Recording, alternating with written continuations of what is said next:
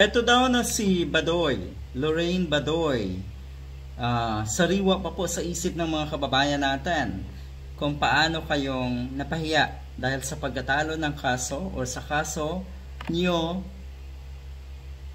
at ni Atom Araudio.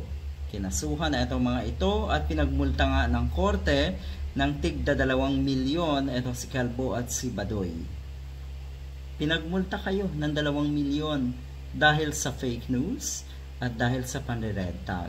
Pero eto kayo ngayon, tumakbo kayo sa korte or dito sa Supreme Court nga para daw protektahan kayo laban sa fake news. Kayo po ang imahe, kayo po ang mga personalidad.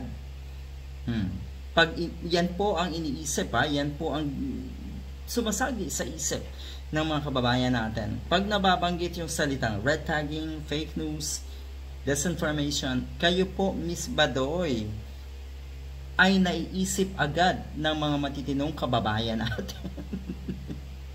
Yan po ang pagkakakilala sa inyo.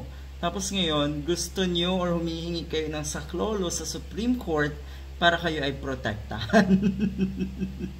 Nagpapatawa po ba kayo? Sabi nga ng mga nagko-komento dito. Patawa po kayo. Anyway, kung totoo man yung bali-balita na hindi naman daw sila pinapasok nga ng Supreme Court, nakakatawa at totoong napahiya talaga kayo dyan.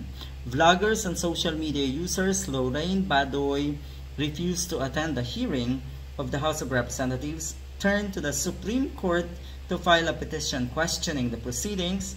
Yun nga, dahil daw ito ay violation of their rights for free speech. Ang lala, no? Yung kanilang, ang ibig sabihin sa kanila noong malayang pamamahayag ay malayang pagpapakalat ng kasinungalingan at disinformation. Yung pala ang ibig sabihin nun. Matindi, no? Baliktad na kasi ang kaisipan ng mga yan. Kaya hindi na talaga nakakapagtaka. Gusto pa rin or gusto ring idamay ang mga kababayan natin. Although alam natin, marami na sa mga kababayan natin ang nabaliktad na rin ang kaisipan dahil sa mga ito. So ayan, kayo ang dapat managot. Sa paglapit nyo sa Supreme Court, pihong or sigurado tayo, mapapahiya lang kayo.